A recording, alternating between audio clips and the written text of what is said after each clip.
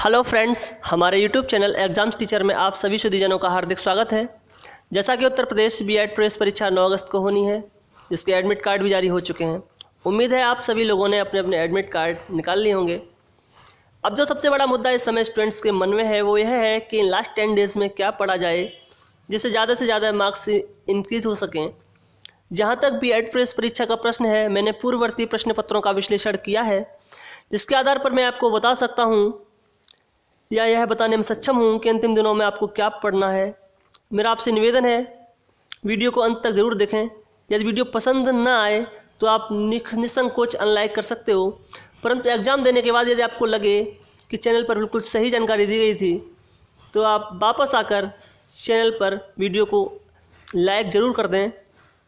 हो सके तो चैनल को अभी सब्सक्राइब भी कर लें, क्योंकि मैं यूपी बीएड से संबंधित हर छोटी बड़ी अपडेट से आप लोगों को अवगत कराता रहूँगा। अर्थात आपका सीनियर या बड़ा भाई होने के नाते आगे यूपी बीएड से संबंधित हर स्टेप पर गाइडेंस देने का काम करता रहूँगा। अब बात करते हैं इन लास्ट 10 डेज़ में आपको क्या क्या पढ़ना है। सबसे पहले हिंदी में जो भी आपने पढ़ा हुआ है अब तक उसको रिवाइज़ करना है। या मेरा कहने का मतलब ये भी है कि जैसे आपने जिस भी बुक से पढ़ा हुआ है, जैसे आदित्य पब्लिकेशन या लिसेंट या जो कोई भी हो, उसके आप जो ऑब्जेक्टिव प्रश्न रहते हैं हर एक चैप्टर के लास्ट में, आप उनको लगा लीजिएगा, 2-3 बार दोहरा लीजिए। मैं आपको पूरा विश्वास दिलाता हूँ कि सारे क्वेश्चंस जो होंगे वो जो ऑब्जेक्टिव दिए रहते हैं वहीं से आने वाले हैं, वहीं से आते हैं, क्योंकि वो सारे क्वेश्चंस दिए रहते हैं वो कहीं ना कहीं परीक्षाओं में आए हुए क्वेश्चंस दिए रहते हैं। आपने ये बात स्वयं भी देखी होगी। इसलिए आपको हिंदी में सिर्फ यही काम करना है, क्योंकि लास्ट 10 डेज़ में आप कुछ भी नया नहीं पढ़ सकते हो। पढ़ोगे तो वो टाइम ख़राब करना ही होगा। इसलिए आपको सिर्फ और सिर्फ प्रैक्टिस करना है। जितना अच्छा आप प्रैक्टिस कर लोगे उतने ही आपके अच्छे मार्क्स आएंगे। 40+ मार्क्स मैं आपको गारंटी के साथ कह सकता हूँ कि जो ऑब्जेक्टिव्स रहते हैं उन्हीं में से डिक्टो सेम टू सेम क्वेश्चंस वही आ जाते हैं। आगे बात करते हैं जनरल नॉलेज की। इसके अलावा हिंदी सबसे आसान पार्ट होता है, तो मार्क्स को इंक्रीज करने का सबसे ज़्यादा आसान तरीका हिंदी में ही रहता है, तो हिंदी पे आप मेन फोकस कीजिए। अब बात करते हैं जीएस की। मेनली ये वीडियो जो मैंने बनाया है वो जीएस के लिए ही बनाया है, क्योंकि जीएस बहुत बड़ा पोर्शन कवर करता है। कन्फ्यूजन भी इसी में सबसे ज़्यादा रहता है, लास्ट में क्या पढ़ा जाए जो मार्क्स को इंक्रीज़ करने में मदद करे। सबसे पहले लास्ट 6 मंथ्स का करंट अफेयर्स रिवाइज करना है। दूसरी बात, यदि आप यूट्यूब से पढ़ते हो तो यूट्यूब पे क्या है कि लोगों ने, बहुत सारे यूट्यूबर्स ऐसे हैं जिन्होंने पूरा वार्षिक या अर्धवार्षिक करंट अफेयर्स डाल रखा है, एक ही वीडियो में लगभग 6 या 10 घंटे का ऐसे डाल रखा है। आप वहाँ से पढ़ लो, उनका एक एक प्रश्न नोट कर लो। मैं आपको विश्वास दिलाता हूँ सारे क्वेश्चंस वहीं से फंस जाएंगे।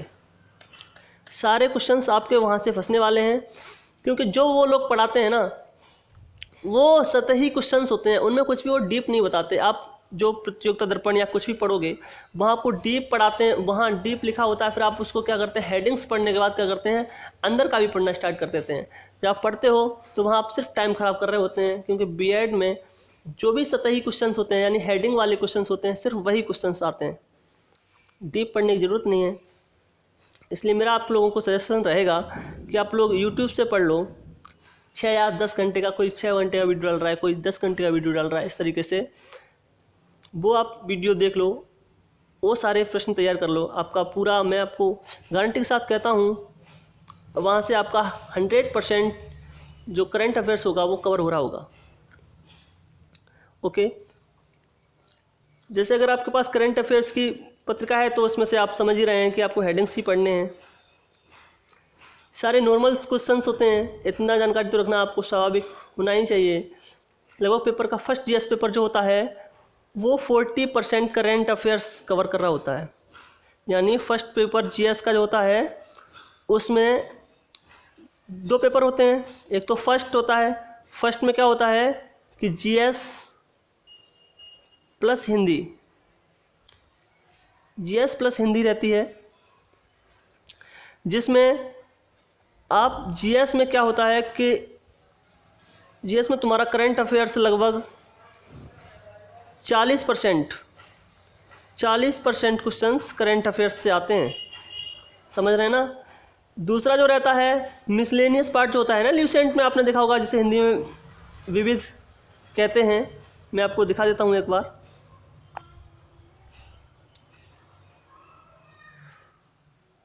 विविध ये होता है, इस तरीके के क्वेश्चंस होते हैं इसमें।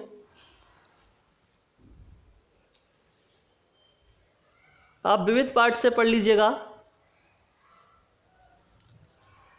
यहाँ से आपका जीएस में 40% लगभग, जीएस का लगभग 30 से 40% आपका विविध से ही या मिसलेनियस से ही कवर हो रहा होगा, 30 to 40%, और 40% आपका करेंट।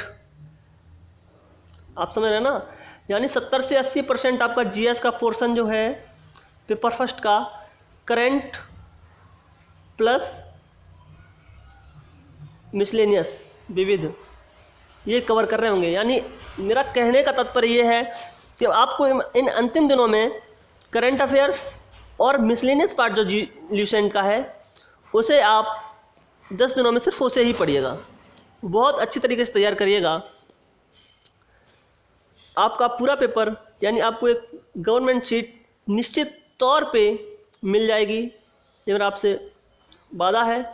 इसके अलावा ल्यूसेंट मैं आपको एग्ज़ाम होने के बाद प्रूव करके भी दिखा दूंगा कि हाँ ऐसा हुआ या नहीं हुआ। आप बस भरोसा करके एक बार पढ़ लीजिएगा उस चीज़ को। पेपर 2 में क्या होता है, पेपर 2 में एक तुम्हारा रीजनिंग आएगा